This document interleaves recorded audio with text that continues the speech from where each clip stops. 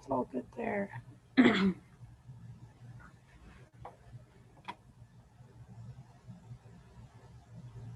You're unmuted.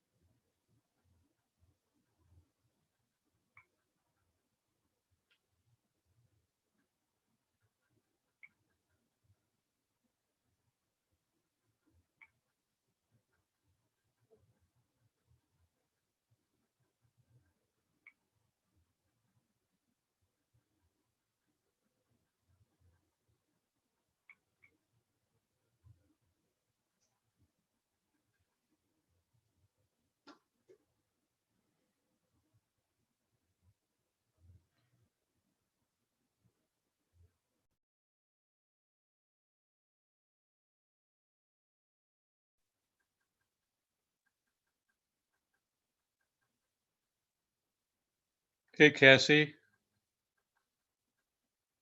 Yes, Dale? are we expecting a quorum? Yes. The only one that said unable to was Danny. Good. So I'll start the webinar here in just a few minutes. Okay. Just to give you a heads up, I noticed there's a mistake in the minutes. Okay. The section that Shirley had, Yes. it said I made, excuse me, it said I made the motion. I don't make motions. Okay. I can go back and look at the video and update that. Thank you. Yes.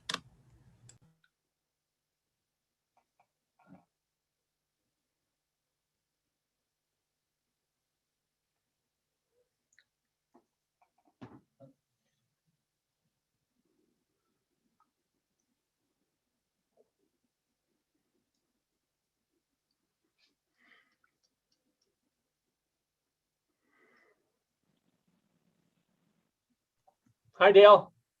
Hi, John. How you doing? Hanging in there. How are you doing? Pretty good, thanks. Thanks for your note. I'll pay attention to it.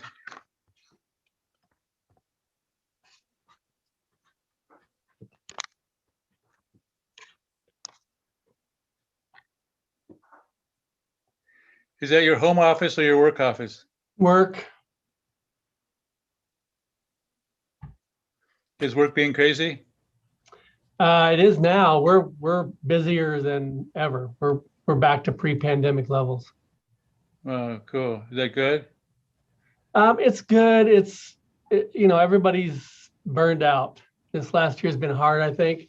Yeah. And so all of our clinical staff are burned out. Our front office is burned out. With the new orders from the governor, we have a lot of people challenging our mask rules in the office. And so it's taking extra time, and they're being, a lot of them are just being angry at the wrong people. And so, yeah, it's challenging. I think everybody could use about a month break. Yes. Hi, Donna. Hi, Dale. Hi, John. Hi, Ryan. Donna. I'm eating. It's been meeting after meeting. So I'll be eating here soon, so my video will go off. Nobody needs to see me chomp. So Donna, should we do Anna first and then get into Ryan? yeah, it'd be good. Save me for last. Great. Hi, Jeff. Hi, everybody. I'll be in touch with you soon to schedule a lunch. Sounds good.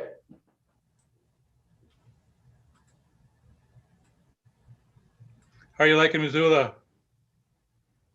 It's great. I will say I haven't had that much time to explore considering how busy I've been with the job, but that's good. I actually, in 6 weeks, I haven't left the valley. You haven't?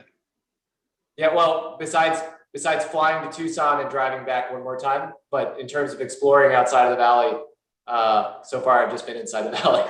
There's a world to explore. Yeah, definitely. Welcome.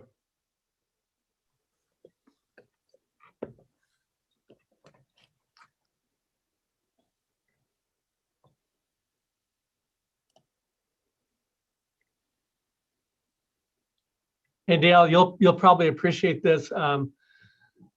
I've been getting out on Sentinel quite a bit, and I went on a pretty long hike Saturday, and I decided to include going back up Patty Canyon along the Fire Road. And so I was walking along, and I'd been out there for a couple hours, and I really had to go to the bathroom. And I was looking around. There's nobody else out there. It was kind of a cold, blustery day. So I was in that area between where the Pengali goes up and where you get back into the trees. Yeah. And I saw a ponderosa off to about 10 feet off the trail, not far off the trail. I went off the trail. I looked. And so I start to pee, and I look up, and right above eye level, there's a deer leg. A deer leg? That tree. And I went, and I looked up, I half expected to see a mountain lion looking down at me. Luckily, there was nothing, but the wind was blowing, it was gray, and it completely freaked me out. So I kept going. I got into the trees. I got down to the bottom, and I started heading back up towards, I think it's Crazy Canyon. And I thought, I'm just going to turn back around. I don't need any more of this today. Deer leg right there. Really? Well, that's incredible. Partially munched. Partially munched. Hi, Anna. Hi, Anna. Sorry you had to hear my pee story. I work in a urology office, so we talk about pee all the time. We are live on YouTube, John. We don't quite have a quorum yet, so we're gonna have to wait. Yeah. I think we have Sonia calling in. Sonia, is that you as the attendee call? It is. Yep, Okay. It's me. Thank you. And Dave said he would be joining at noon. I believe Wendy maybe a few minutes late, and Margie did confirm.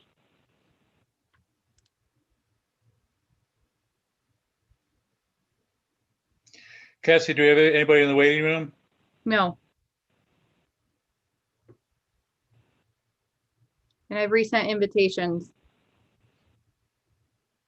We have a pretty light agenda. Ryan's will be the longest on our budget, so I think we wait a couple of minutes. Great. I have Dave in the waiting room.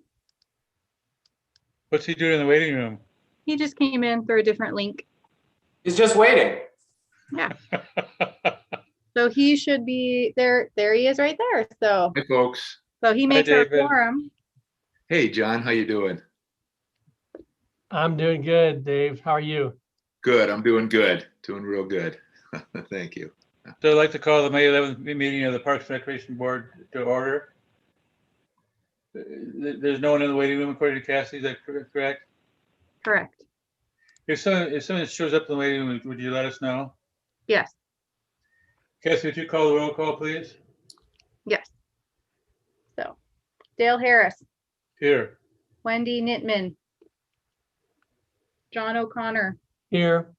Sonia Verlanik, Here. Danny Gunlock. He is absent. Margie Costa and Dave Westfall. Here. We have a So quorum. welcome, everybody. We have some minutes to approve from April 13th. I move to approve the meeting minutes. Is there a second? I'll second that. This is Dave. Any discussion? I noticed, I have a correction. I noticed in the section where Shirley get approval of some funds that I made the motion. I don't think I made the motion. The chair never makes a motion. So Cassie, would you confirm that's the case? Yes, I can look at the video and update that. Any other changes, deletions, modifications? We ready for the vote? All those in favor say aye. Aye. Aye. Opposed? Aye. Motion passes. Any board member or staff announcements?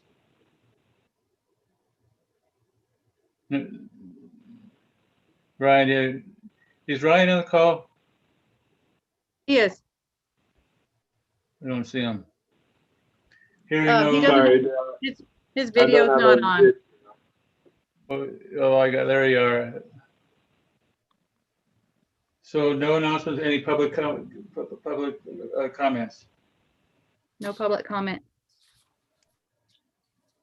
Moving right along. The first thing we do is a day in the life with Anna, adult sports programming coordinator. Welcome, Anna. Hi, thanks for having me. All right, so my name is Anna Bruning and I'm the adult programs coordinator. And what I really do in a day in the life in this office is a lot of troubleshooting for a lot of different people. The main two things that I program are sports and some senior events. So for sports, I program adult soccer, volleyball, ultimate frisbee, softball, pickleball, spikeball, cornhole, 3v3 basketball, and hopefully a dodgeball tournament this year because I think that would be really fun for a lot of people. Hey, Anna, what does program mean? So program means I put the idea out, I do the cost benefit analysis to ensure that we're not losing money on it, do kind of a staffing analysis, what it's going to look like for staffing, I schedule the staff, I communicate with captains, I make sure that registration, I work with our business finance team to make sure that registration is up and running for certain dates and that all this marketing is communicated effectively. Scheduling our staff, hiring our staff, training some of our staff, making the league schedules and the competition schedules themselves, making sure that everyone has signed a waiver, answering people with a lot of questions every day, communicating with participants, all that jazz.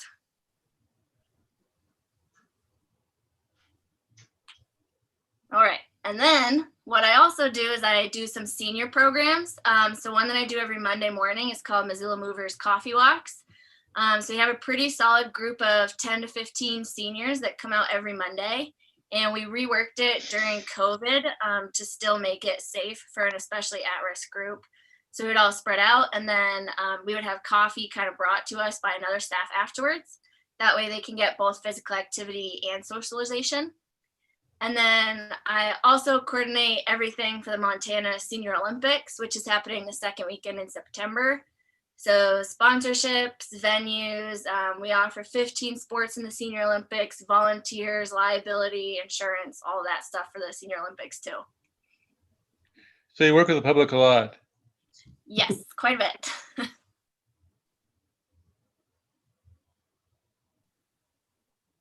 All right.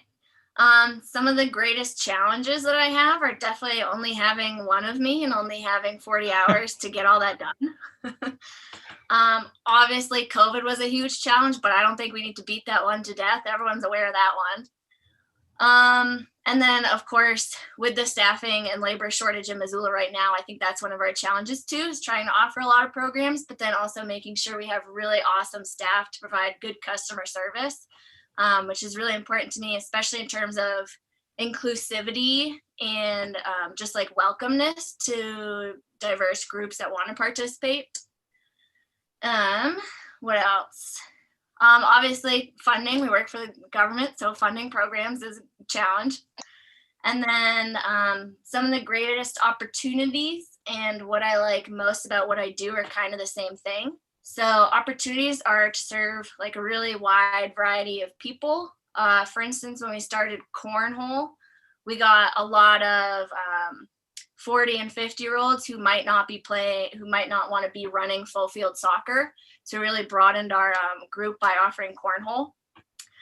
And then also just one of the greatest opportunities and things I like most about what I do is I know organized sports are a great opportunity, not just for physical activity and physical wellness, but also socialization.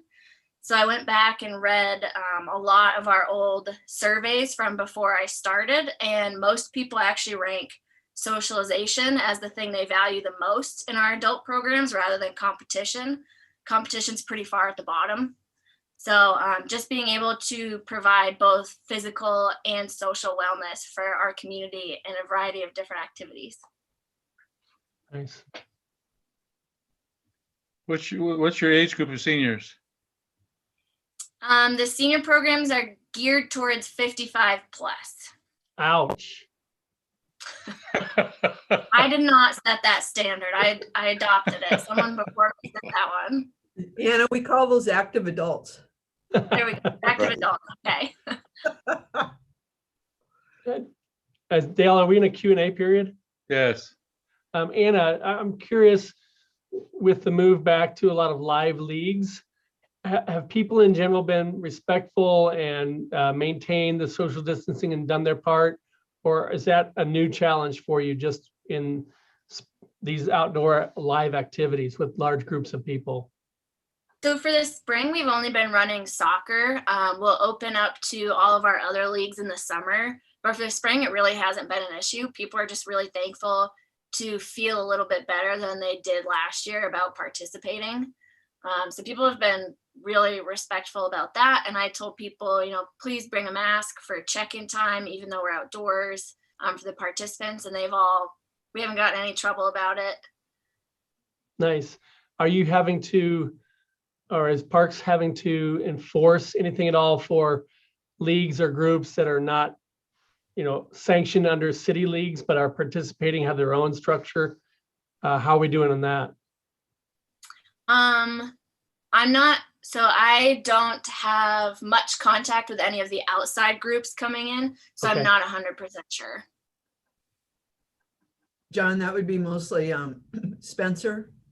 Okay. And, I think with yesterday's change by the health officer, Missoula City County Health Department, from mandated or required to recommended, there's not honestly a whole lot we can do any longer other than post signs that we recommend. I think our biggest challenge is going to be to make sure our employees feel safe working around participants.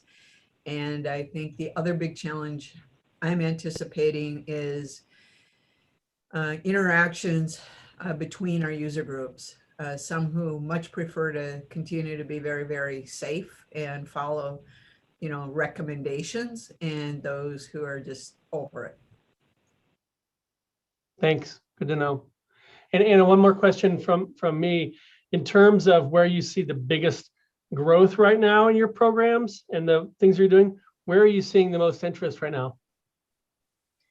Definitely soccer, but just for context, I started this role last fall, kind of in the middle of COVID. So I know soccer for us has been really big in the past. So I'm not necessarily sure that I'd call it a growth from 2 years ago, but it's definitely a growth from last year. Our soccer Last year we had trouble getting any participants, and then this year it's exploding back up, which is nice. Thanks. Dave, Yeah, thank you.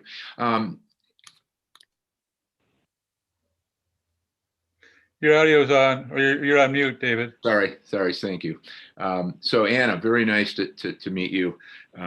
Very nice to hear about this. I was not aware that there was an adult program and a coordinator. You seem to have a lot on your plate. I hope you're well compensated. It seems like you're enjoying what you're doing. What do you think, and this is related to what John asked about, I think, what do you think our capacity is?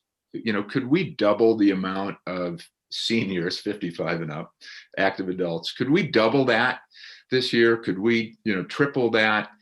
And a related question is, and how would these folks access these activities, these events? And that's really a question. Do we have mountain line, bus service to these events and to the area? I know that's a couple questions, so. Yeah, that's okay. Thank you. I think it really depends on the program. So for instance, my walks actually have doubled in the past couple months now that people are able to get vaccinated.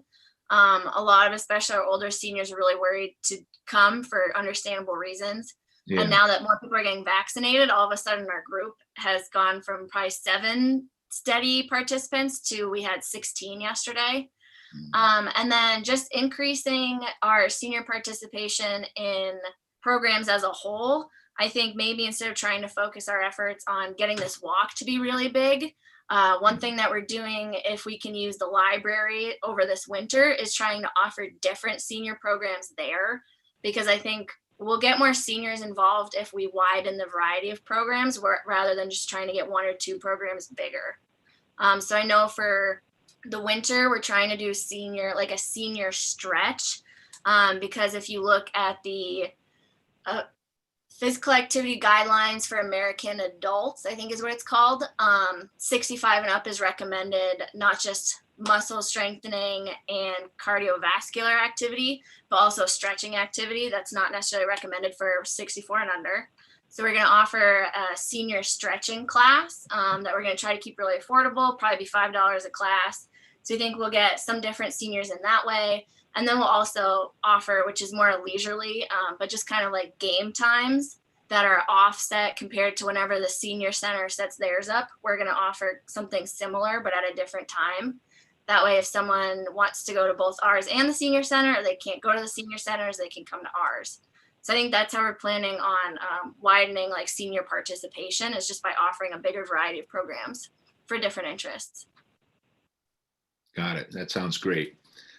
Thank you. And I'll apparently need to start my stretching exercises back up. I took next month, and I hadn't been told that. I have been doing some cardiovascular and a little bit of weightlifting, but not the stretching. So, okay, you've made some progress. One old guy at a time.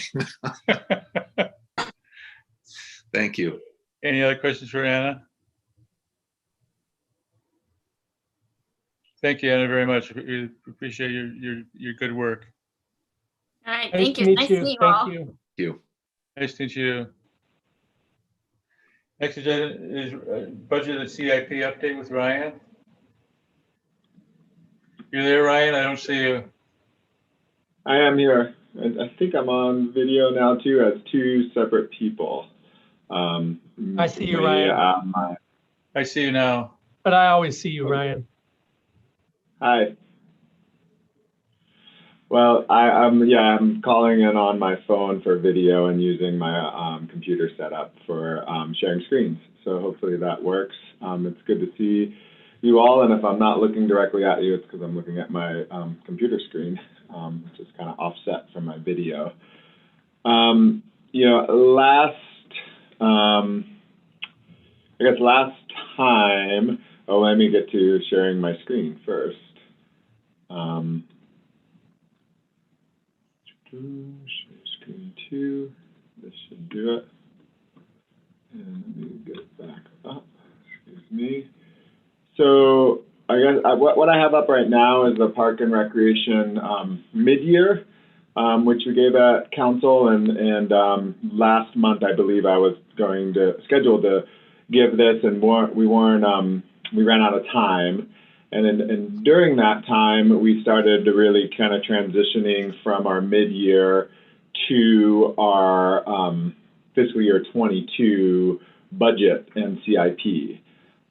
So what I did was kind of take this presentation, keep some of it live, and transition it to a draft fiscal year 22 budget and capital projection. I say that because, what was that, Dale? That's great. Thank you. Okay. Yeah, I say that because you might have looked at the 21 mid-year that we gave to Parks and Conservation and City Council about a month and a half ago now. And what I'd like to do is go through kind of our draft presentation. It's a draft form, and the funding kind of scenario is still in the works. You know, some of you might be aware of potential ARPA funding through the Treasury.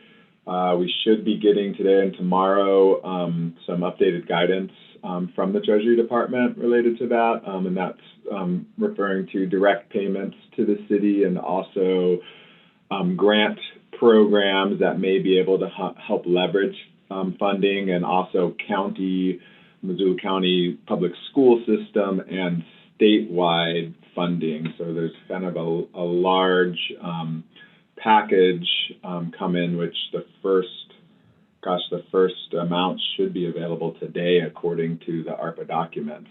So there's a bit of flux there, and so we're kind of working with administration. I'm on a citywide internal team looking at how the direct payments from Missoula and other grant-related funds could best be leveraged and prioritizing that. But today we'll really talk about you know, where we're at in coming into fiscal year 22, especially in Park District, a little bit about what our budgets, kind of how our budgets work, and then how we're looking at our strategic priorities into the budget process. Yes, Dale. John? Yeah, hey, Ryan, I'm sorry. And Dave might already know this, but I remember when I first came on Parks Board, I was really confused about the fiscal year and the budgeting process. I don't know if you're going to cover this in your presentation, but if you're not, would you give just like a 30-second to a minute introduction on how the fiscal year is different than the calendar year and the budgeting process? Sure. Yeah, I don't think I do cover it directly. So we're on a July 1 to June 30 fiscal year. So we are in the last quarter of our fiscal year, and we are putting forward our budget that will start in July of 2021. We call that fiscal year 22. And the budget doesn't get adopted for the last 3 years until mid-August, and the budget doesn't get finalized until mid-August as we wait for the state Department of Revenue numbers and all of kind of our funding streams before we approve. We like to see, you know, real numbers on what we're actually working with. So that's the fiscal year for the city. John, did that cover most of that? Yeah, that does. That does bring up one little tiny question I thought might be good for clarification. So does that mean, since the budget itself isn't approved until August or sometimes later, does that mean that you actually are operating for a few months into a fiscal year without knowing your exact budget? Yeah, that does mean that. The guidance I have gotten is we assume that it's the prior year baseline budget or ending budget, and then, you know, if it hasn't happened since I've been here, but I would say if there was an expected reduction, you might have to have those conversations early. But yeah, that's how I've understood it. Thanks, Ryan. Again, it's a draft. Start with the City of Missoula vision. We are an inclusive city where all people can live and celebrate meaningful, purposeful, and fulfilling lives in a community offering unparalleled recreation, cultural, and entrepreneurial activities. We feel at Parks and Rec that this is really central to things that we offer and things that we really treat as core values to our organization, especially in terms of recreation, cultural, and helping to offer meaningful and purposeful and fulfilling lives. We feel our programmings and our places really do that for the city, and we're really feel fortunate to be supported by the community. Our organizational structure is we work in 4 functional work teams for the most part, and there's a lot of cross collaboration between these and then with other departments. You know, we basically our 4 functional work teams are projects and planning, operations, recreation, and business. I lead the business functional work team and work with an amazing group of people to do that. This just, you know, in general is how we structure ourselves. And so just wanted to show that. Hey, Ryan, go back, please. What services and systems? Is that David? Yes, that's David Selvage in the services and systems, and he also plays a big role on the projects and planning and operations functional work teams, kind of why he's over there, where communications kind of spans the recreation and business, and that's Becky Goodridge. And she also does a lot of fills our public information officer role quite a bit as well, which is more operations. Thank you. Yeah.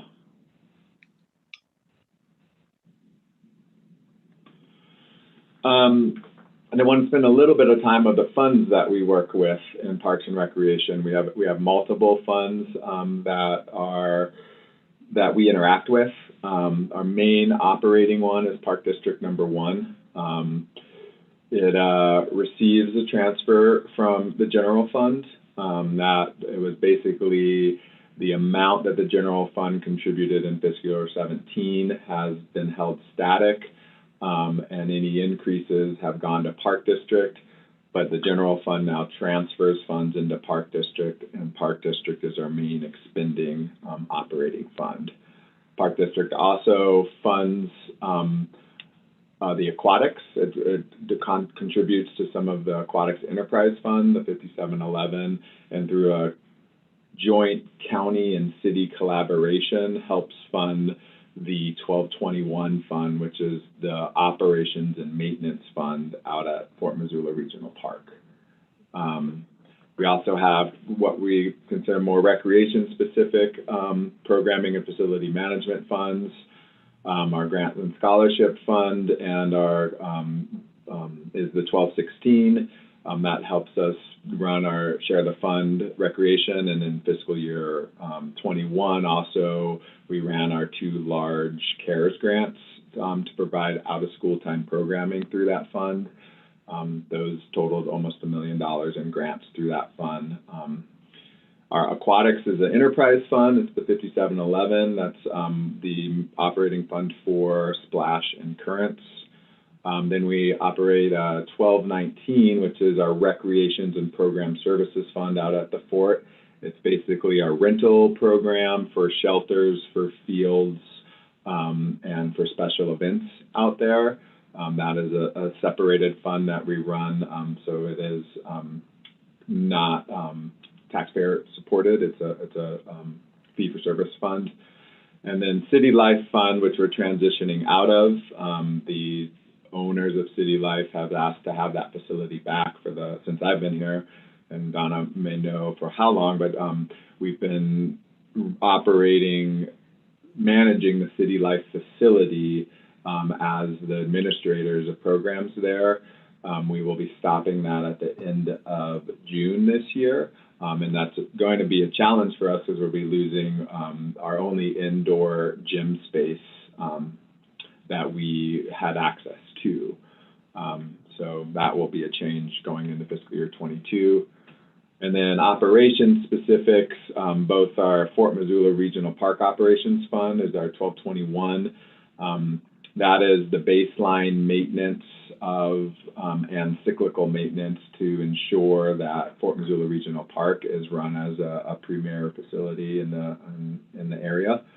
And then the Conservation and Stewardship Mill Levy Fund was a voter approved for mill levy fund in fiscal year 18 that does transfer some funds into Park District for expending on our conservation lands program.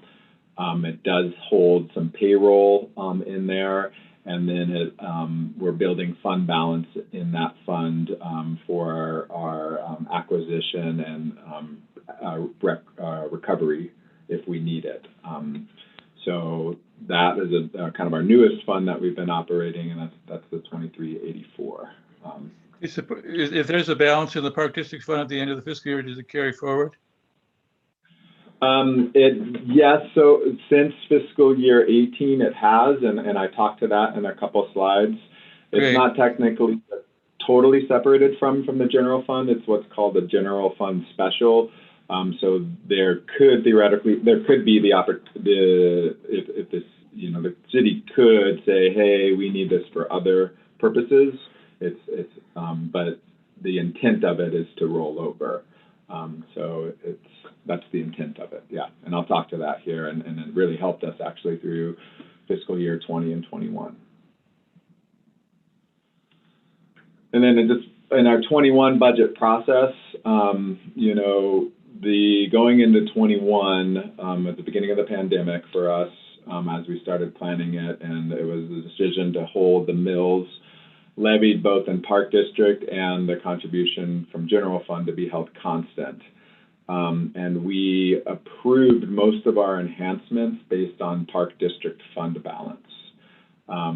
The community-based programming enhancement in 21, which helped start the Lowell Neighborhood Community Center and start working with funding for a coordinator level in equity and programming, is carrying forward to our 22 baseline, but most of the other requests are not carrying forward to 22, and we are re-asking for them, meaning they were only funded one time via Park District fund balance.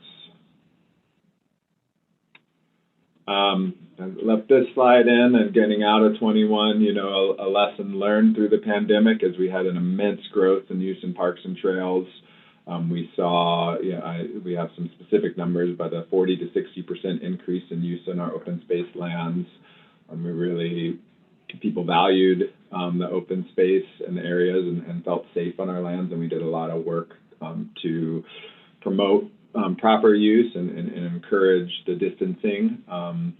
We had a huge demand for full day and children's programs of all types, and we really, with the CARES granting, it allowed us to open our programs to more, a bigger cross-section of Missoula. Our fees were able to be lowered. We got more lower and moderate income folks in our programming, and as we come into 22, we're really thinking about how we continue to offer services in that light within the budget constraints, and you'll see some of that as we look to our 22 budget enhancements. And then the real big importance of maintaining a healthy fund balance. The pandemic was a huge unforeseen circumstance, and Parks was able to maintain services based on a healthy fund balance when uncertainty was so large. Looking forward, as we talked, equity to access and program, continuing to address our park asset management needs, and then balancing our resources with the ongoing public demand. Our fiscal, this is a slide about our end of year fund balance projection. It is projected to be about 1.22 million, with about 200,000 of that earmarked for specific projects. There is still a potential need for Park District to help cover losses in the aquatics though it is looking promising that the ARPA-related funding will allow for revenue recovery using fiscal year 19 as your base revenue, and then whatever you were below that, there could be some ARPA funding if the city should choose to use that in that way. It would be an eligible expense. So that would help us, but it's not a guaranteed yet. And that would be, it's looking about maybe a $400,000 loss in fiscal year 21 that would need to be recovered in the aquatics fund. We kept the aquatics programs running all of 20 and all of 21, and capacities were really restricted. That really brought down our revenues. We held expenses in check, and we talked about this in our mid-year. But we did run out of loss intentionally there to provide that service. So our total revenues budgeted in 21 was 7.22. We brought in about seven, so a little low on our total revenues. That was mostly based on some budgeting stuff that we caught early and moved around and planned for. Our total expenditures were held down by more than our revenues. So we get an ending fund balance of that 1.22 at the end of 21 and going in with about a 1.0. So it's, I believe, state required to hold about 5% of our operating, and our operating per year is just over 7 million. And so we need a fund balance of about, or I guess we're required to have a fund balance of about $370,000. We have above that right now, and I think that's a good way to be. As we look to 22, we're looking at our citywide strategic goals: organizational excellence, economic health, safety and wellness, community design and livability, and environmental quality. We feel like we play, Parks and Recreation plays a large role in many of these, all of these strategic goals. And as we look at our requests, we're trying to look through it through these lenses and what that means to Parks and Rec specifically. Looking at that, we do internal work to say, well, what does organizational excellence look like to us? And we kind of break it up into lands and infrastructure and people in society in all of these main areas. So, it's either a project, it could be a capital improvement project, or a program or a service that addresses these needs. I'm not going to go through this large list. This is something we use internally to kind of look at our budget requests, look at especially our projects, and rank them, because we only have limited resources and a lot more things that we want to get done. And so this is how we prioritize, and again, focusing on this equity and making sure that we're offering programs for everyone, and making sure we're reaching everyone, or doing our best to reach everyone to be involved in our programming and the lands that we manage. So there's organizational excellence, economic health, safety, wellness, community design and livability, and environmental quality. And as we go through the next slides, we'll be talking about kind of our CIP programs or our CIP projects and how we look at them through these lenses. Again, I'm not going to read all of these. It'll take a while. But any questions on the kind of strategic priorities and how we use them to look through? Looks good. Okay. So it's kind of looking at where we're heading and looking at what we're looking at when we're thinking about safety and wellness. It's that Lowell Neighborhood Community Center and Westside Park that we've been working really hard, both on a program and at a project level with multiple partners, Northside Community Development Corporation, many members of the community in Westside.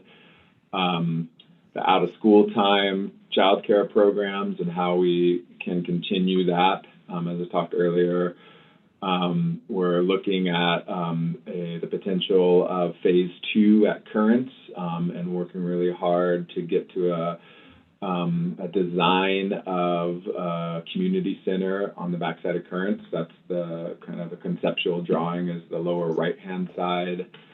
The Northside Pedestrian Bridge project is a big project to keep ensuring that there is a pedestrian crossing from the north to the west side over the railroad tracks. Aquatic cyclical maintenance, how do we ensure that we're offering a premier facility at Splash? The liner at the pool is past its lifetime, and we're looking to change that in 22 or 23 at the end of this season. We're looking to also look forward and what will attract people and keep this a popular venue going into the future. So we're looking at a potential new attraction or maybe upgrading some of the pond features. You know, these pools are coming on 20 years old now, although it seems like it was yesterday that they were opened. And then maintaining our existing infrastructure. So that's also in our annual budget. You'll see some asks, and in our kind of CIP planning. Environmental quality, we're finishing up the lower intake dam removal of the Rattlesnake Dam, which was a huge project in cooperation with in partnership and obviously leading with Trout Unlimited. Looking at the Beyond Pesticides initiative and our developed parks and trails.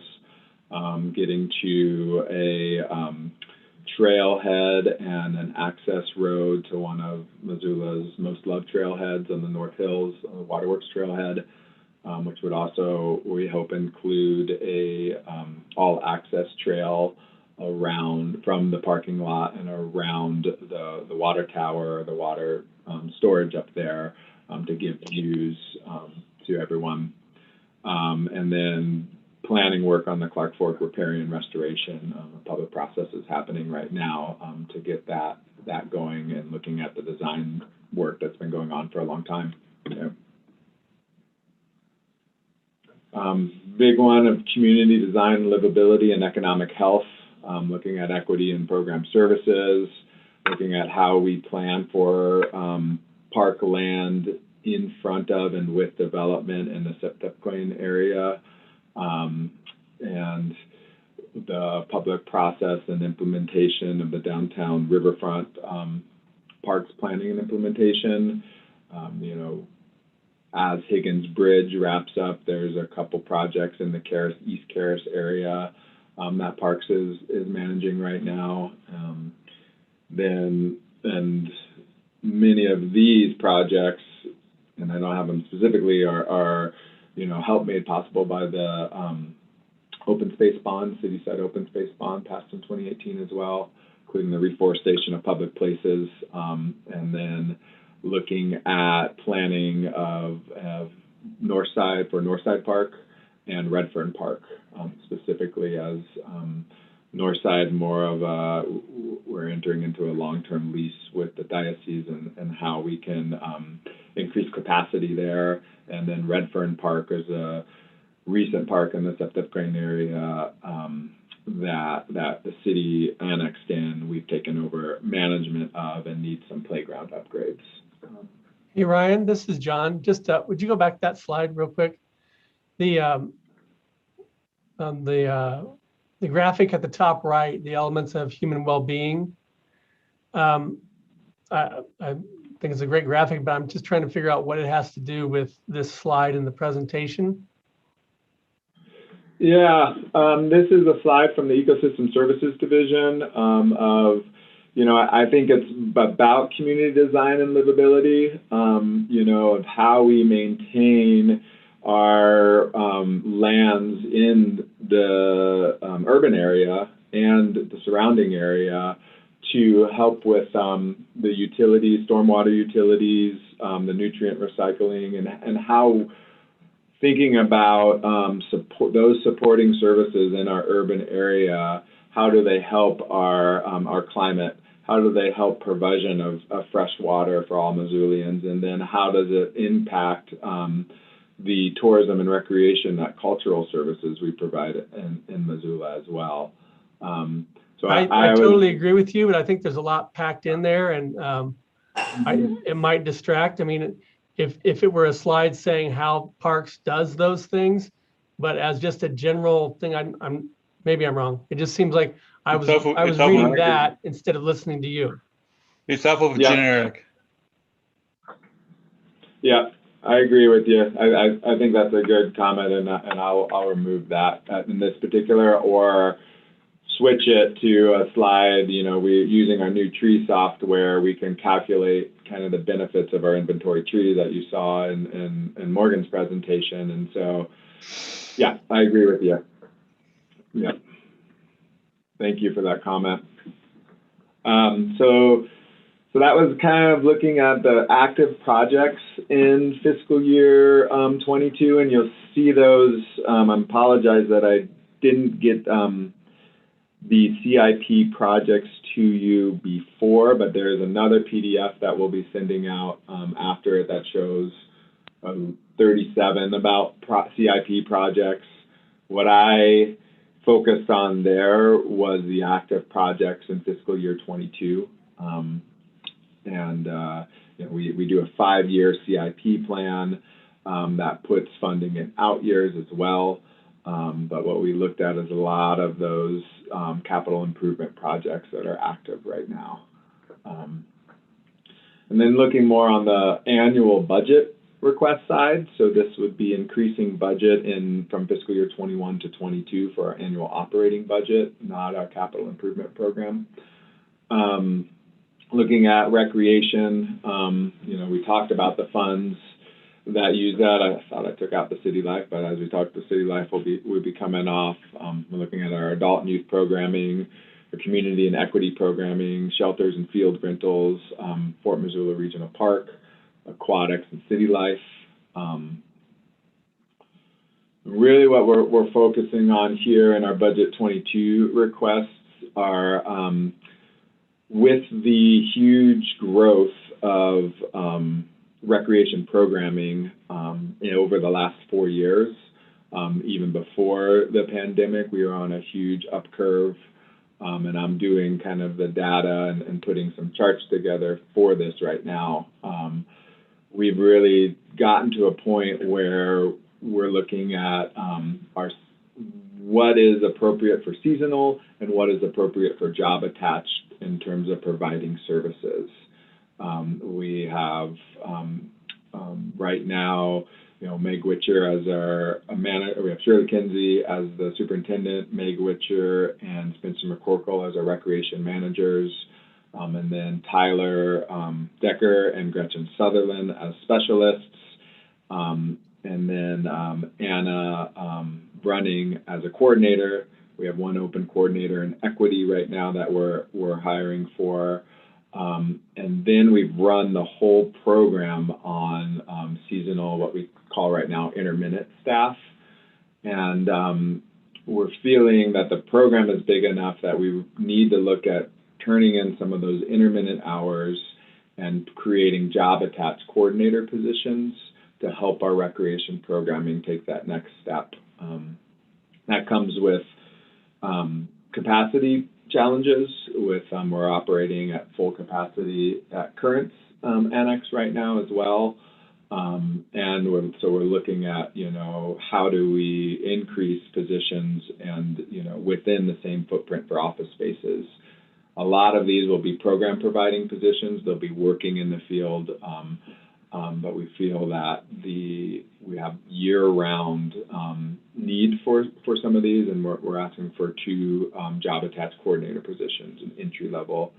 To support that, we're also looking at another entry-level rec support specialist as this program grows. So we're looking at asking for that, and then facilities coordinator for the aquatics and the spray deck facilities. We run those all on intermittent positions as well. And so we're really looking at kind of capacity issues of what our current staff can do and, you know, how can we be a good employer, attract employees, potentially look at our organizational structure to open up some entry-level positions and have kind of everyone take on, that is existing, take on more functional roles as we open up entry-level positions. Ryan, this is John along with- again. Just another quick question on those jobs. Does that equal adding about what 2 more FTE, or is it a little bit more than that? Total, it would be about 2.5. It would be 2.5 0.8. Yeah, that'd be 0.8 and 3.8. So what's that? 2.4. I want to say 3 times 8 is 24, and then 1, so about 3.4 FTEs. Okay, thank you. Yeah. And then, you know, we added a recreational bus in 2019. We asked for 2. We were funded for 1. And, you know, continuing to add capacity to our fleet helps us grow those programs and look at accessibility into getting into vehicles and out of vehicles as we look to grow our active adult programming as well. That was a little joke. Safety and wellness and environmental health, economic health and community design and livability. We're looking at reducing barriers and participation in the programs. Increase the contribution to our out-of-time recreation grants. I'm putting numbers together, as I talked about before, how our program really expanded in the pandemic, and we offered all through the year. And then as we hit summer again, we had returning people and the people that were currently offering in the year. And so we have, you know, when we opened up our recreation program, within the first couple of days, we had as many people on wait lists as were in our programming. So we have the, you know, a want for our program, a desire to participate, and we need to look at capacity building, both from how can people, you know, get into our program, and then on the other side, how can we grow enough to provide that quality program. We're also working on an ask to grow our Lowell Neighborhood Community Center and our community-wide facilities to support of that out-of-school time programming. That Anna referred to potential of operating out of what we have been calling the base camp, which is the old Missoula Public Library. There is an opportunity for us to continue operating programming out of there through this summer and into next fall and winter, and probably longer time duration to that. And so we're looking at how do we build our active adult programming and use that facility in a way that can recover revenue from that. And so we're looking at putting a budget ask in that regard as well. And then, as I said, in increasing the Park District funding towards the cyclical maintenance at Aquatics is huge. We've been working on that for a while. Right now, we're at about a $40,000 a year cyclical maintenance fund, and we're looking to build that up to about 60 with our ask this year. And that's just to provide that routine cyclical maintenance and ensure that you know, we're providing a good facility there. Kind of our recreation focus asks, and this is in draft form, and we're working on them right now. Business and operations, projects and planning, and you know, those requests. These are the funds that kind of work in that area, Park District being our main operating fund for the business operations, project and planning units, Fort Missoula with the county contribution, and then the conservation lands helping with the conservation lands program. In our developed parks and trails division, we're looking at responding to our growing parks infrastructure in order to maintain levels of service. These are mostly budget requests that we've been asking for in some cases since fiscal year 18 and 19, in some cases newer, but continue and slowly getting partial funding in these asks, but we keep them going forward because in order to maintain our level of service, it's the budget requests that are needed to take care of what we have and what we're adding. These will include Redfern Park, our new park maintained right-of-ways at Russell Street and Orange Street near Frolic Trailhead. Parks maintains those roundabouts there and a lot of right-of-way and kind of trailways on the new Russell Street addition. Funding for a level of service at Montana Rail Link and Jeffrey Park. Those Jeffrey Park, I think, came online in 2017 and 2018, and Montana Rail Link in 2019, and looking for fully funding for the operations and maintenance of those parks. And then our expanded commuter trail network. We've added commuter trails, and we're looking for, continue our level of service there. And then we need to also looking at addressing need for deferred maintenance in our existing park infrastructure. This is replacing existing trails and sports courts, renovating existing restroom facilities, and keeping up with playground irrigation. And this we mostly ask for as a park asset management ask, where currently we have about $100,000 budgeted to address cyclical maintenance. Our 2014 Park Asset Management Plan estimates that we need about $250,000 a year to address cyclical maintenance, and so we've been asking to increase that activity to help with these items. To take care of what we have. And then in our ecosystem services, it's really about responding to the need for formative tree care and maintenance of stormwater sites on the urban forestry and conservation lands management. We're looking for a creation of a point FTE maintenance worker.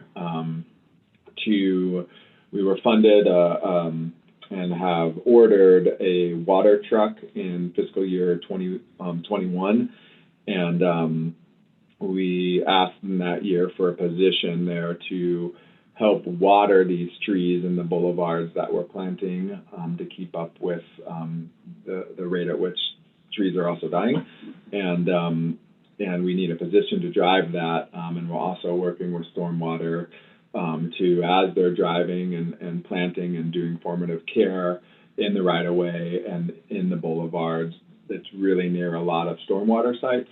And so can this position also be taking care of stormwater drains and things of that nature. Conservation lands management also needs another vehicle. We're asking for that to be funded out of the Conservation Land Stewardship Fund. Apologize for the draft nature of the document on the next one.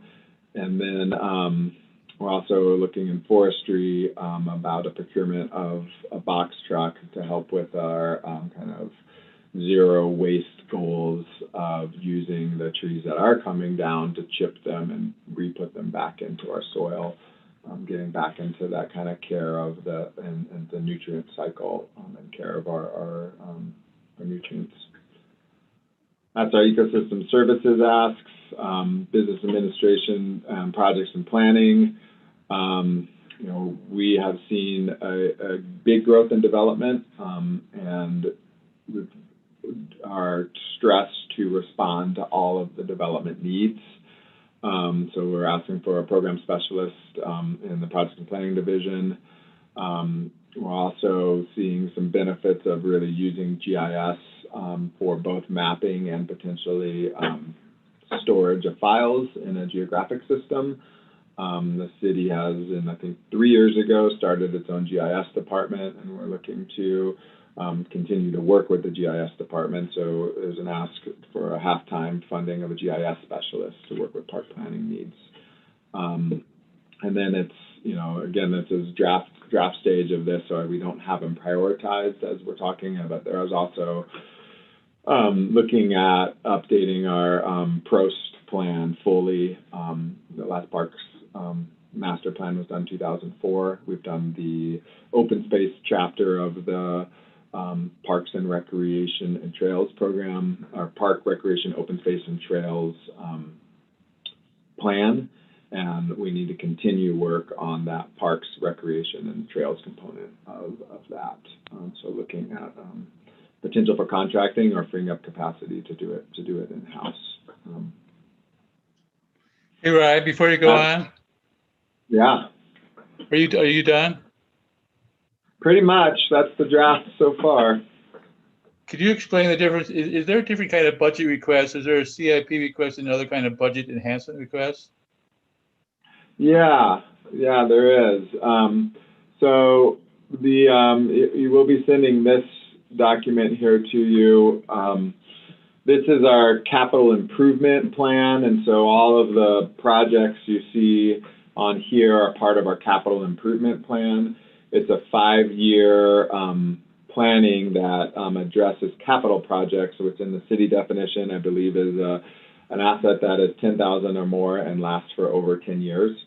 And so these are multi-year projects that are funded outside of our annual budget through a variety of resources. Some of them are partnerships, a lot of community partnerships, donations, grants, and then also some taxpayer-based funding as well.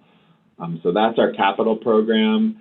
We talked a lot about the ones on here where, which have numbers on them, which is what we got in the previous years, how much we've expensed to date, what's our remaining budget. And then there's a lot of them that are planning, right? So new stuff coming in fiscal year 22, and then stuff that we're planning in out years for, fiscal year 23 through 26 now. And so we submit a capital improvement plan budget as part of an annual, which updates our 5-year plan. And then we submit specific annual budget requests, which goes into our annual operating budget. Hey, Ryan, Appreciate y'all. I'm sorry, go ahead.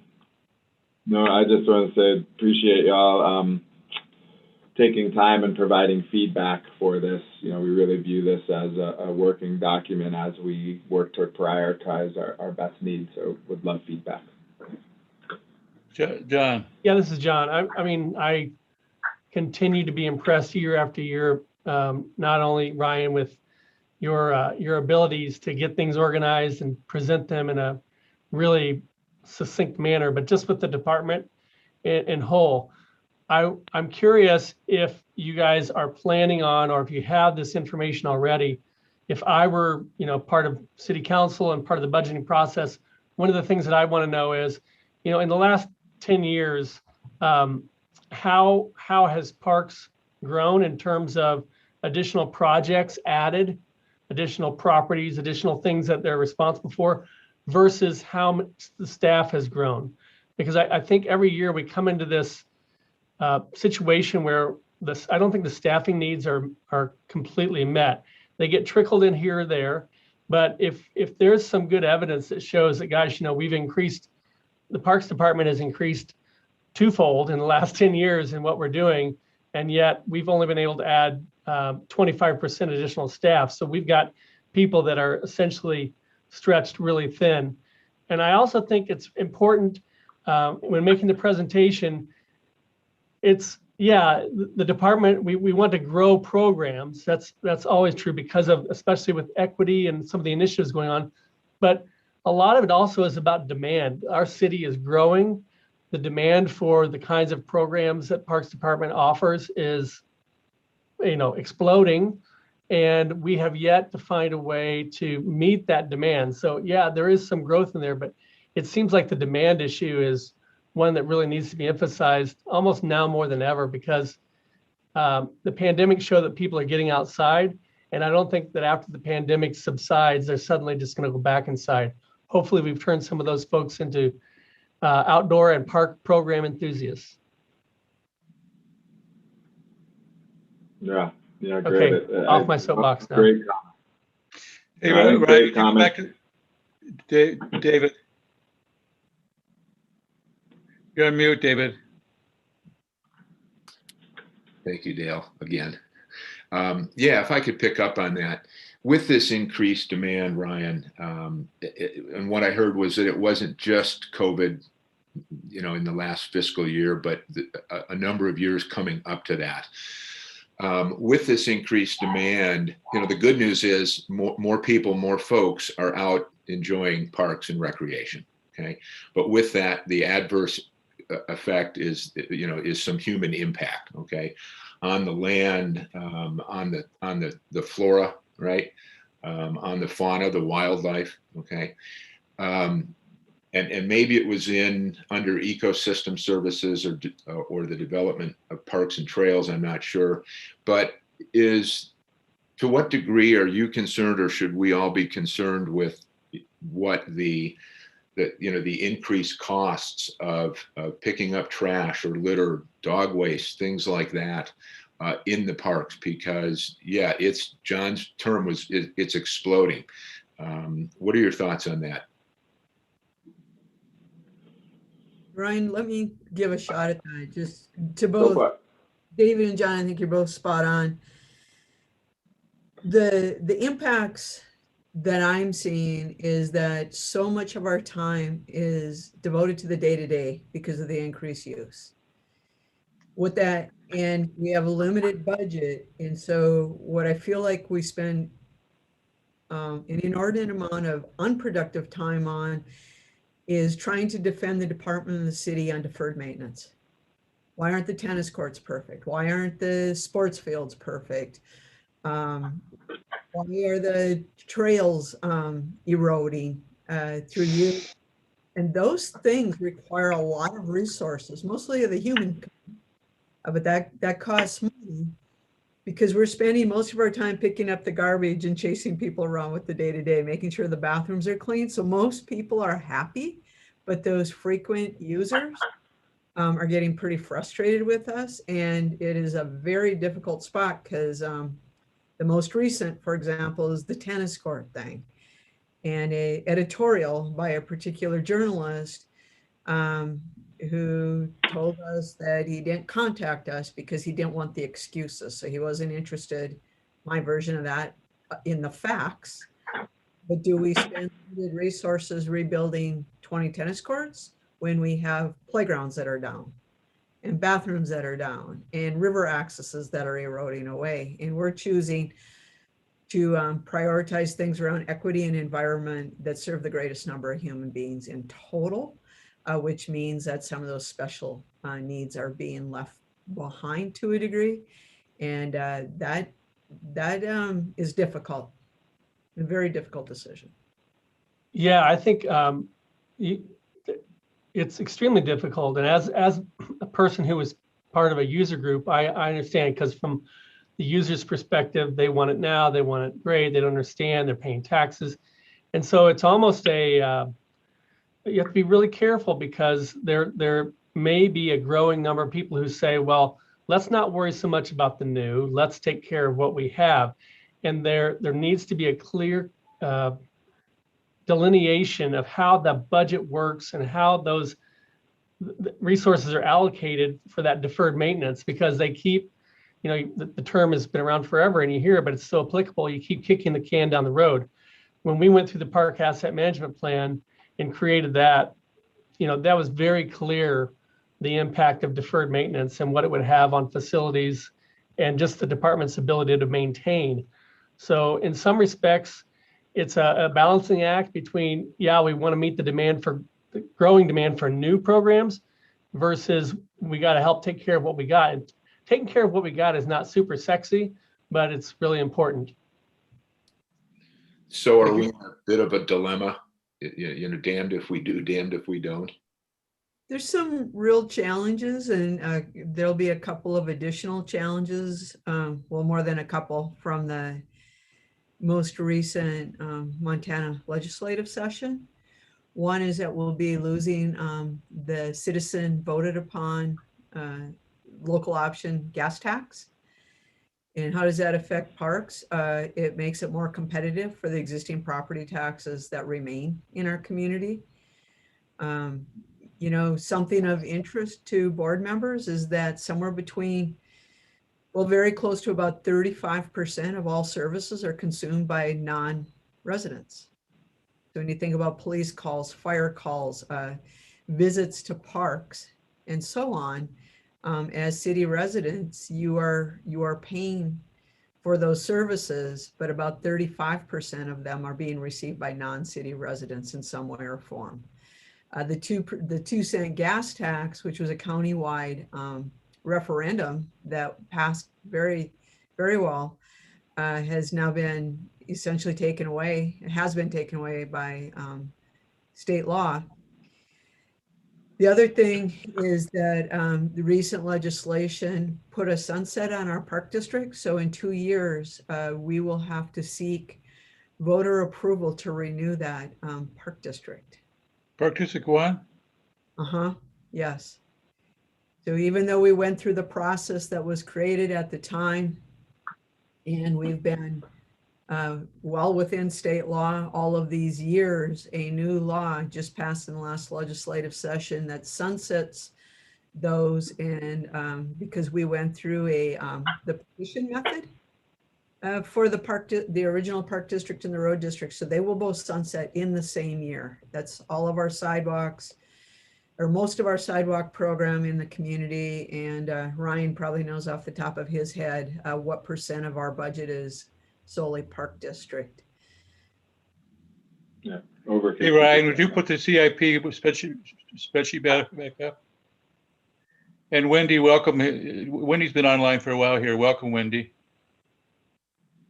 Thank you. Sorry I was late. And Wendy or Sonia, any questions for Ryan? Not from me. Good job, Ryan. Thank you. Yeah, not Thank for you. me either. I didn't realize some of the stuff Donna's talking about right now, which is huge. This is depressing. But I appreciate the update. So Ryan, normally every year we have a chance to prioritize the CIP list. So we're going to come back to that eventually. Yeah, we are. I think we should come back to that. I think we'll be submitting our first draft to City Council at the end of this month. But again, it is an ongoing kind of iterative process. So we're getting edits back internally to finalize ours. Then we'll go through an internal process and update from fiscal year 21 ranking that you see to fiscal year 22 ranking. And we would love to bring it back in front of you. I think in past years, we've worked with y'all for, I believe, a recommendation and a motion to support parks prioritizations. So I think that would be great. So can we go ahead, Donna? The process is a little bit delayed this year. The city wanted to wait until the legislature closed so we knew what other items we may need to plan for, and also for the ARPA rules, because that's going to, especially in parks, if we can recover lost revenues from last year, that puts us at a different starting point, and Ryan described that. And we wanted to emphasize in Ryan's presentation, especially thank you, Ryan. I think he's just changed the way we look at budget and the way we plan just completely since his arrival here in a very, very good way. But it's draft because we are just starting the process. Typically in other years, we would be asking you to rank by now, and we are just getting started. So the PowerPoint's not a draft. The budget in the PowerPoint is a draft. Got it. Well, can we expect it next month? Yes. Great. This conversation makes me want to share this if you guys can see this. I'll read it to you. Yeah, I can't read it. A society grows great when old men plant trees whose shade they know they shall never sit in. That's great. Great. Any more questions for Ryan? Thank you, Ryan, very much. Good work. Appreciate it. Thank you all for the great feedback. See you next month. Thanks, Ryan. Yeah, thank you. Donna, you're up. Thank you, Dale. I'm going to let Jeff go because a couple of months ago we had a resident from the South Hills, make a special request to Park Board, and we promised you we'd give you an update. And I think that's what Jeff's waiting to do. Go for it, Jeff. Yep. So this was included in the agenda, but basically we had folks calling in saying that the infrastructure at Peary Park was pretty poor. And so again, that coincided with a planned project to resurface the trail, add an additional dog waste bin. The signage is not yet in. We're again very close to final design for improved welcome signage. But the photos that were in the agenda, again, you sort of saw the status of the trail and the tread surface initially, so pre trail work, and then again after trail work. So it's nice packed gravel. The tread has been widened to between 36 and 48 inches, kind of depending on where it is. And overall, the feedback from the public on site and neighbors folks were ecstatic. They said they basically have, I don't know if neglected is the right word, but they felt like that park and the trail system just hasn't really been touched. I mean, again, the system has been expanding. We've been putting a lot of effort elsewhere. And so, again, kind of, we don't have the opportunity to deal with those parks more than just basic scheduled maintenance on a regular basis. So this was a great example to say, look, it's something we can improve the trail quality, widen it out so folks are not walking off trail onto the grass. And so again, overall, overwhelmingly positive feedback. That's great news, Jeff. This is what was the name of the trail? The Peary Trail? Yeah, it's at Peary Park. The trail itself doesn't have a specific name, but it's the trail that runs east to west through Peary Park. Great. Any questions for Jeff? Thank you so much. That is great news. And I think it shows that we address citizen concerns. So nice job. Yeah, and I thank you. I will thank staff for their work. And I was just going to say that, because I've now been in Missoula about 6 weeks. And so I feel like I have a better handle on the scope of our program and the scope of the conservation land system. It's really interesting to see the opportunities here. There's a lot of proposed development in the South Hills still. And, these small parks, I mean, if you just look at the map, they kind of don't make sense when they're just kind of scattershotted around, but they are providing these neighborhood connections. And then if we can get it, when these new developments happen, they have the potential to provide landscape connections. Currently, they don't really, right? But especially with something like Dean Stone, which then would connect down and over into Patty Canyon and Sentinel, there's an opportunity to really be able to connect residents via these small neighborhood parks if we can establish connections up into the larger conservation lands properties. So again, I think it's something where, as time allows and as resources allow, investing and improving, even if it's just the trail surface and an additional trash can, that does improve users and neighbors' experiences, as well as really make people want to use that trail so that they can get up into the out of neighborhoods into open space. I think that's a really good point. And, in the conservation lands, we've been talking about the possibility of a trail ambassador program. From the Friends of Missoula Parks perspective, which I'm involved with, we're also interested in something like that. And I think one of our ideas is creating a resource for you that would be like an army of volunteers. When you have projects and you have the materials for them, but you need more resources in forms of human beings doing things like this. It doesn't necessarily have to be on conservation land. And I think we would like to establish some way to assist the city in meeting those kind of one-offs quickly. And I'd look forward to telling you guys more about that in the coming months.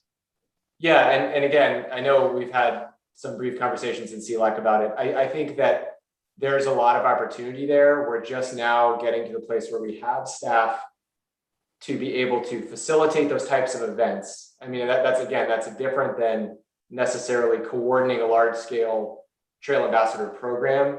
But it's in terms of saying, here are our priorities. These are what we're going to do in the next, let's say, 6 months. we need assistance on X, Y, and Z, that we're getting to that point. Thank you, Jeff. Any other questions? Any other questions for Jeff? No, Donna, you're up. Okay. All right. Thanks, everybody. Thanks, Yeah.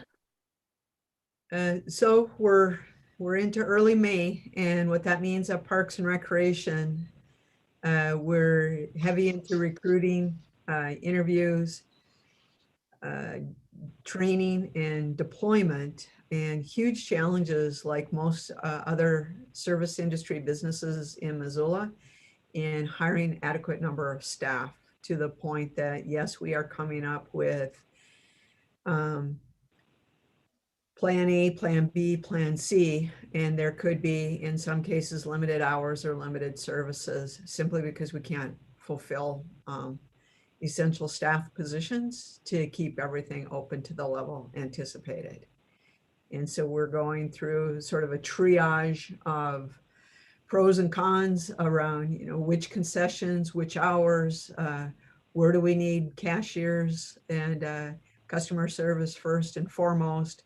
How many lifeguards do we need to open facilities? And by no means at this point are we threatening that something won't open, but I am setting the stage and trying to set expectations, just like you see in many restaurants right now. They're maybe closed one day a week, or they start later, or they've gone to 2 out of the 3 meals. It's largely because of staffing. And so no different here. I just had another labor employee, job attached, full benefits, but part-time, had to resign. He had just started with us this spring. He can't find housing. They're leaving. City's well aware of the housing issues, and I don't, we're all desperate to solve the problem, but there aren't super quick ways to do that. I've been trying to brainstorm all kinds of solutions. Parks has its own ideas around use of schools and university dormitories and stuff like that, at least for summer. But those things don't spin on a dime when you're talking about using other agencies' public facilities, and they have their own set of policies, regulations, and uses. And then, of course, a whole team of folks in the community working on housing at every level. So that continues to be a real issue for us. You heard this before, but our demand for summer camp programs was about 2.5 times greater than the number of spots we have open. And so we could expand our entire summer program staff by more than double and still not meet demand, something that John was referring to. Those are some of our, that, and then the other couple of huge challenges are related to development. The pace of development takes up, I estimate about 1.75 FTEs out of Parks and Rec. We have no funded by development employees within the department, which means that your park district and general fund resources are paying for about 1.75 FTEs that are assigned to development reviews, permitting, site occupancy approvals, and meetings with city council and developers to assist in development. We're working on changing that thanks to CPDI, Community Planning Development Innovation, and the folks in the mayor's office and the city council at providing Parks and Recreation one more employee that would actually be seated in CPDI to help we're trying to achieve the goals of getting development out the door, because the goal there, especially if they're building housing, is that helps our housing problem, right? Because we need housing at every level, but it also it gets development paying for some of their costs that taxpayers are incurring for that new development. Super delicate balance all the way around. Challenges for us, though, are just minimally having Neil available for park and recreation related programs, not having sufficient time for Marie, who we're still without an urban forester because we've gone through 3 different recruitments and most of them were during the pandemic. So it's a very difficult environment. We expect to post that again here this month and give it another whirl. Other than that, conservation lands is mostly full. Developed parks and trails is very short. Seasonal staff, we're recruiting again, and we are in effect doing what the park asset management plan suggests. And if you will, trading in park attendant FTEs for maintenance worker FTEs to get to job attached employees, because our seasons have changed greatly. We could really use almost all 9 to 12-month employees. We are no longer a summer service. We are totally year round. So those are some of the big picture things. Last night, we did get a minor surgical change to the subdivision regulations and development regulations as it relates to cash in lieu. Became very controversial with the development community. It passed only 6-5. What it does is parks will have a group of appraisers that we hire through a request for qualifications and proposal process. The criteria is established in the code under which appraisals are to occur, but it's been difficult to get consistency from those appraisals with a square foot variance of just over $2 a square foot of residential property value to $12 a square foot of residential property value with very similar characteristics and conditions. And so what we want to do is get to something with greater consistency. It should expedite the process, the predictability, not only for the developer, but also for the public.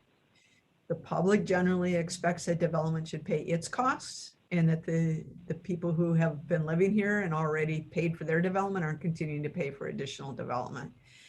The controversy was around developers wanting to retain the right to hire their own appraiser. And I think ultimately the transparency of those appraisals are obviously much clearer if that appraisal is being done in the public realm and available through Parks and Recreation. So that passed. That was a lot of hours by grant, with a lot of support from Neil and myself. We're also been working very, very hard with police and different housing teams around trying to maintain West Broadway Island. That's been challenging as the weather warms up. There was a recent article in the paper. We continue to have meetings on that, looking for best practices across the nation. Had some really great success, and you heard about programs from Emily not that long ago, but that continues to be very much a challenge.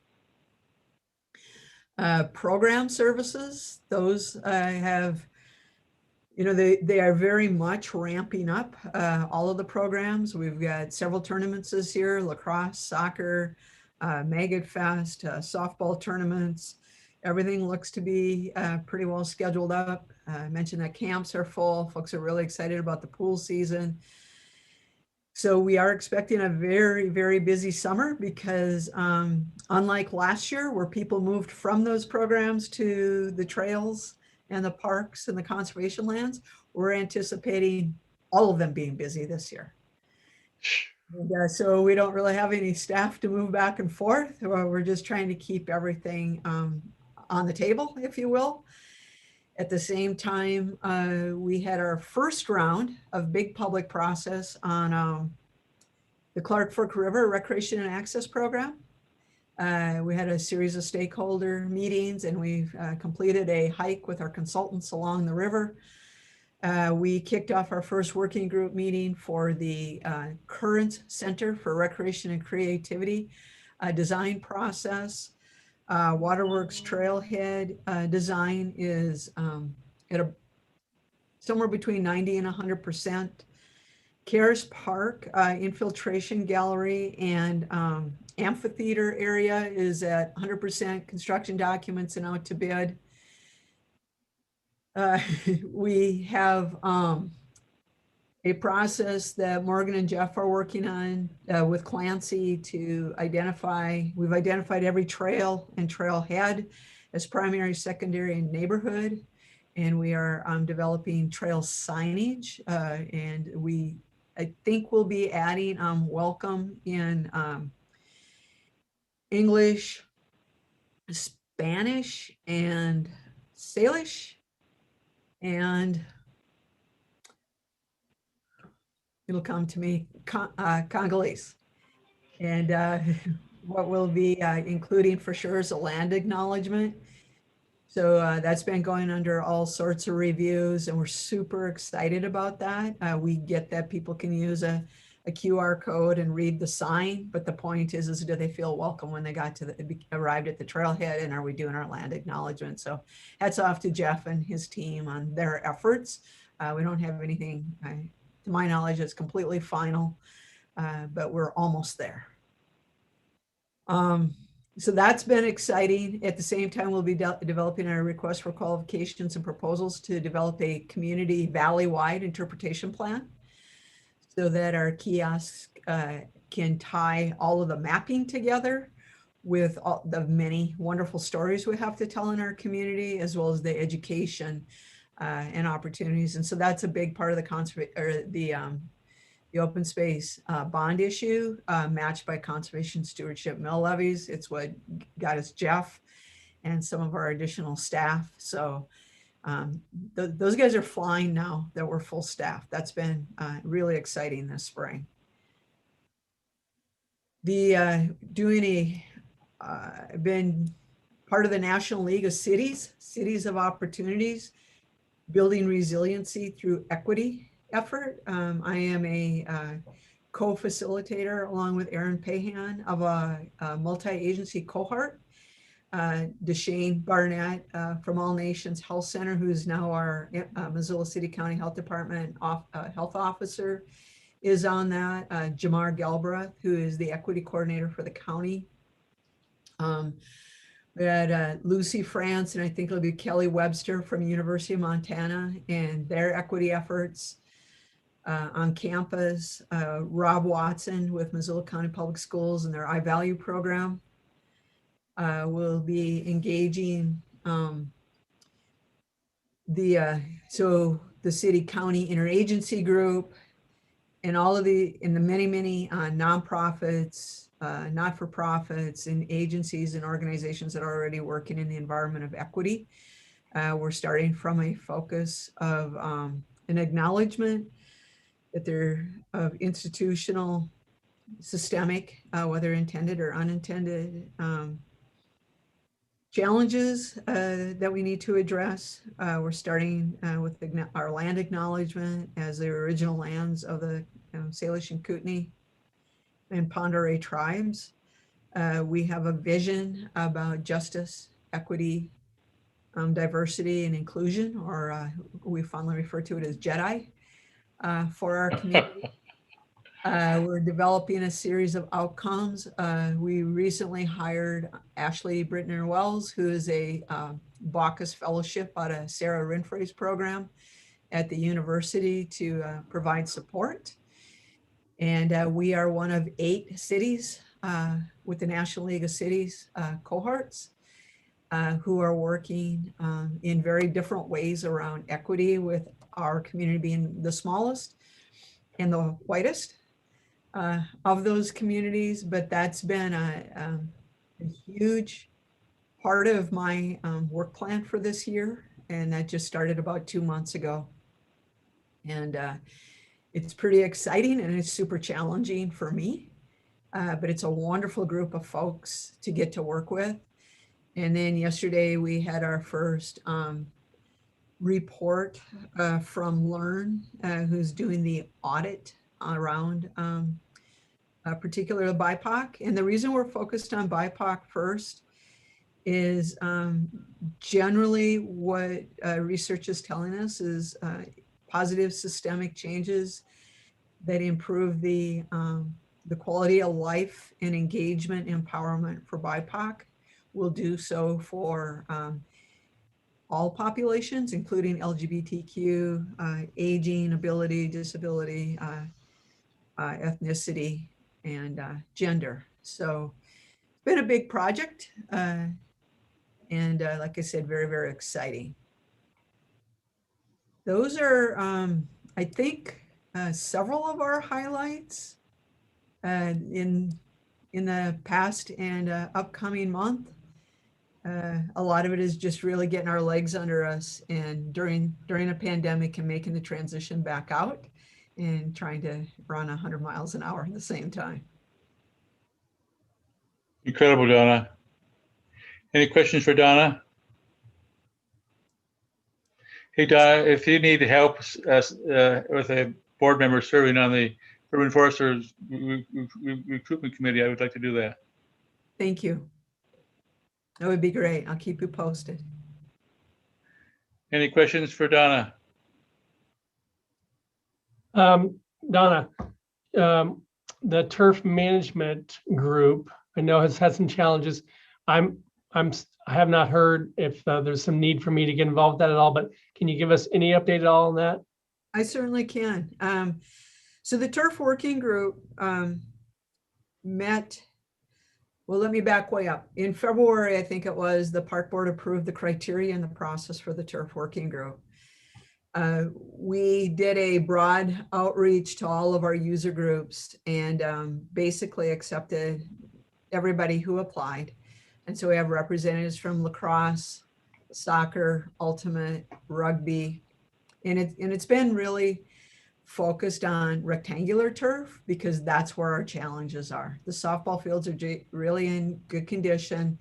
And when you look at numbers per field in diamond sports compared to number of users on turf sports, it's exponentially greater in turf than it is on diamonds. And that's across the board, whether it's little league or adult softball. So we have a huge demand, and we started out in Zoom, and I feel like we had a pretty good first meeting with introductions and development of some of the guiding principles and how we were going to communicate with each other. The second meeting, Larry Musser from Prescriptive Root Zone provided his audit of our turf, making several recommendations for improved maintenance that we could do. Very short story. When we developed our maintenance plan for Fort Missoula, it was based on a pro forma that was developed by Ken Ballard of Ballard King and Associates with the user groups predicting their use. And then Ken increased that in any place, compared to other communities where he would expect additional growth. We tried to allow some room, for 4 or 5 years down the road. And then Larry Musser developed a turf plan and maintenance plan to meet the pro forma expected use that was provided by the user groups. Well, day one out of the chutes, we exceeded Ken Ballard's numbers, even though he had increased those. Lacrosse was certain they would never use them, and almost every sport has grown since we opened Fort Missoula. Lacrosse being one of our largest users. And unfortunately, you add massively increased use to sufficient climate change with unpredictable major weather events, super late snow, coldest year ever, droughtiest year ever, hottest year, most rain, least rain. They've all happened in 4 years, every one of those, or at least in the top 2 or 3. Floods, avalanches, we've had it all, smoke seasons. And so what Larry Musser's report said is, you're exceeding the maintenance level that I expected you to, but you have got to greatly increase your maintenance levels to match your users' demands. And then what your users need to do is use the fields less when the grass is dormant. Well, with our climate and our weather, our climate change and weather, we have a lot of dormant season. And that dormant season does not overlap well at all with when rugby and soccer are played. It does not overlap well at all. Most of those sports, rugby likes to start as early as February if they have their choice, no later than March. Soccer wants to start in March and start games in April. We don't come out of dormancy until at least mid-April on an average spring. And then we go into dormancy, sometimes in early October, but sometimes in mid-October, and we're finishing up all of our fall sports the first week of November.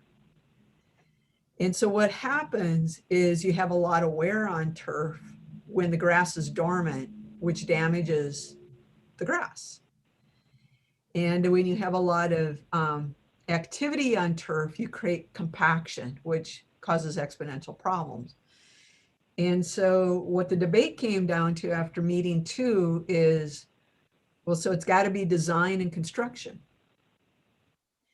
And it's not design and construction because we went to massive lengths in our request for qualifications and proposals, pre-qualifications, commissioning, inspections, specialists hired to oversee projects, to actually do projects. We hired our own specialist from EnviroCon to oversee their specialists doing work. And the design and the construction met specification. There would be no errors and omissions here around design or construction. So if it is in fact a design and construction issue, then all you could assume is that we didn't spend the 2014 bond well.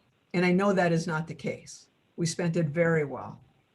We were very sustainable in our approach. We are likely to, be recognized in sites, which is the landscape version of a LEED certification. We're just finishing that process. So that takes us down to maintenance, which we are greatly, we're working on it massively. There's no doubt about it. And then it also takes us into users. We had a falling out, if you will, after the second meeting in not honoring the guiding principles around communications with each other and declaration of individual user groups' rights over other user groups' rights. And so we suspended our April meeting so that we could wait till May to give people time to get their vaccines because we knew that the health department was headed in the direction, we were moving in a very positive direction so we can move meetings in person. We feel that when you're trying to do interest-based problem solving, visioning is one thing. Visioning without future funding is a lot easier in a virtual environment than interest-based problem solving and having people in a room face-to-face, having to listen to each other instead of waiting for your turn to speak on Zoom. And so in consultation with Virginia Tribe, our consultant, we agreed to establish a reset. And John, we had an ultimate a liaison, and she was unable to make the second meeting and she didn't know if she could make future meetings. And so Spencer encouraged her to talk to you. And we would very much welcome your presence, especially with your history from Friends of Fort Missoula Regional Park and the Park Board and Friends of Parks, well, for all those reasons, and because you are a super level-headed, understanding guy who still wants great fields. And if you can do that, that would be great. And then we will not completely start over, but we will do a reset at our May meeting, and then we'll have our fourth meeting in June or this fall. And we have to somehow move from somebody before me did something wrong because I couldn't be part of the solution. Because if we can't be part of the solution and move forward, we're going to have a really hard time ever having the public ever fund us again. And today, we are short by 8.5 rectangular fields, population only. Because when we built— What's that mean? Well, when we built Fort Missoula Regional Park, we were basing it on the 2004 Master Park Plan and our need for 9 fields. Got it. And so by the time we built that and opened it, it was 2018. And now we're in 2021. And the population has grown since 2004. And if I go just on population using the same standards, which is before the growth of things like lacrosse in our valley, we are short by 8.5 fields. So that's where the turf working group is at. And I just feel it's important for all of you to understand. We're facing it head on. And we're trying to do that with graciousness and humility. But it's really been super hard on our staff, because our staff cares deeply about the services they provide, and they're not getting treated that way. What kind of advice are you getting from Jenny? She thinks that in person, that there will be a heightened level of respect for our employees. Because it's in a better, it's not just about park employees. I mean, we go through this in, with all kinds of things over time, but also for the user groups to listen to each other, because they have different needs. Soccer and lacrosse, soccer especially, they need the ball to roll well. Ultimate doesn't need the ball to roll well. They need a safe enough surface so they don't need to look at it while they're running. Rugby barely needs that. And so they have different needs for quality levels of turf. And it's my greatest concern, and it's not just this turf user group, but I feel like somewhere over the course of the last several years, as a society, we've lost some of our ability for a respectful conversation. To be civil. And it's really hard on employees. Thank you, Donna. I can hear it in your voice. I'll do whatever I can to help. Thank you. Any other questions of Donna?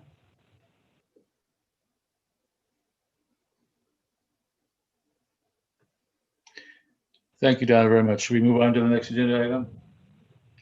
Yeah, the last thing I had for you was the city's continuation of operation or business plan during the pandemic. As we come out of the pandemic, called for more in-person services and the ability to meet. And so before this morning, I was going to suggest that we make a plan about when we were going to move indoor or move to in-person. But then this morning we had a little bit of a hiccup in our departmental leadership team meeting where the mayor would like us to stay in remote because he feels more people have access to meetings. What I think, we can still do field trips, so we will still allow CLAC to do its field trip in June. I would like us to get back to in person. I know there's great value in allowing the public, providing a way for the public to attend, but quite frankly, this group doesn't get that much attendance, and I'm not sure we didn't get more attendance when you could be in person. I think you're right. And so my guess is CLAC will move outdoors in June, and then I don't think they meet again until September, if I'm not mistaken, Jeff. We potentially have one more field trip, but most folks were not available starting in July, so that may not happen. And yes, regular scheduled meetings would start again in September. So they'll go ahead and do their field trip in June as we had planned, and we still make accommodations for guests to attend. I'm not sure. I think grants items probably are fine on virtual. And then I think for park board, what we might want to talk about is what we want to do with our summer meetings. And so we're already in May. I expect by June, I'm hopeful that Ryan and I will have moved far enough along with the rest of our team and the city leadership to be able to provide you better insight into the budget. We're still waiting for direction ourselves. If that doesn't happen, we'd be all the way into July before we get to that. And I suspect once it starts happening, it's going to happen really fast this year. And then we can decide if we want to do some sort of site related visit, but with Park Board, our agenda items are so frequently all over the place. There isn't much of a site visit. You know, we've gone to visit Fort Missoula, but one thing we are not doing is putting you all in a vehicle and driving around together. So, Yeah. so trips don't work particularly well. Do park board members have any interested in new agenda items for the next couple of months?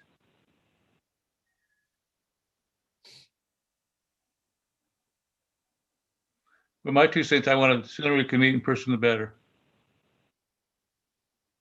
With the summer months, we may have the opportunity to take advantage of outdoor meetings as well to give us a little bit more space. And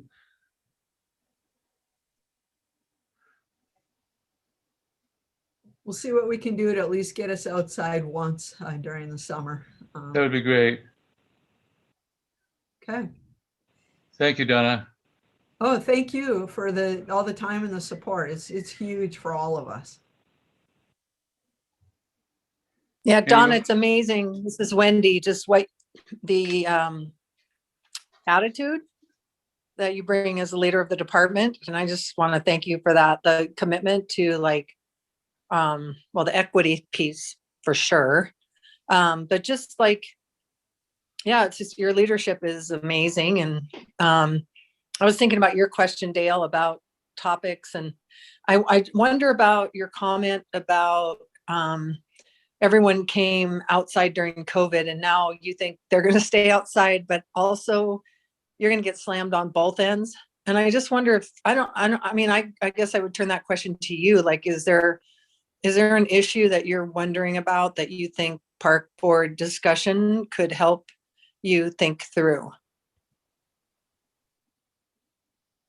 I think one of our big challenges as a community is going to have to be around what are our funding priorities? Are we committed to existing infrastructure? Are we committed to equity? Because equity and in economic opportunity, housing opportunities, academic, recreational, access to nature. What is our commitment on the economic side of development and competitive sports, which is a different way to look at the economy. Those are deep philosophical challenges, because I think that we have reached a time and a place in our department, perhaps in our city, where we're making choices and we're making priorities that are changing a bit. And we have been moving towards equity and making sure that there's a level of service and that we're serving people who may not have the resources. And if I go back to my tennis example, I had 2 people literally email me and say, well, we're not playing at the Playfair tennis courts anymore. We're going to the Peak, as though that was a threat. And I view that as they're getting a service from a private commercial provider. That's fantastic. But it's a really interesting conversation.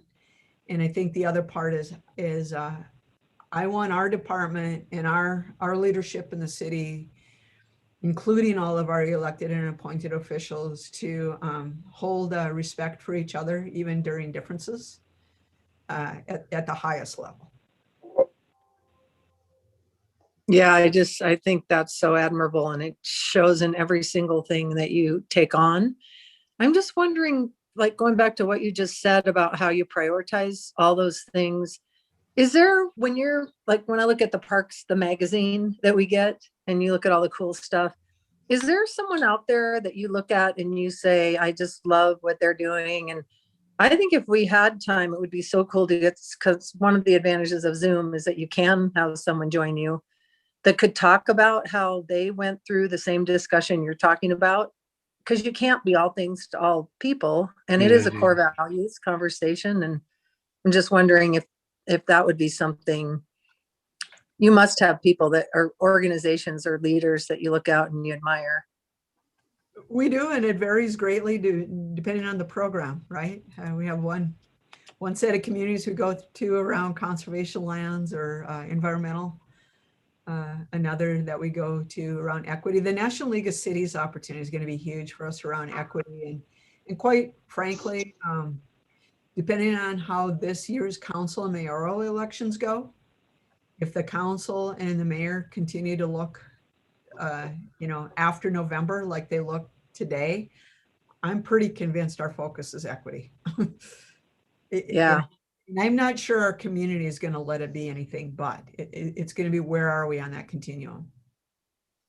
Yeah, it just seems like we'd be so well. That'd be good to just, I hope we continue that conversation this summer. I guess that's my vote. Sounds great. Any other items that we need to discuss? It's almost 2:00, so we should probably adjourn. Is there a motion to adjourn? So moved. Is there a second? Second, this is Wendy. Thank you, Wendy. Any other discussion? All those in favor say aye. Aye. Opposed? Aye. Motion passes.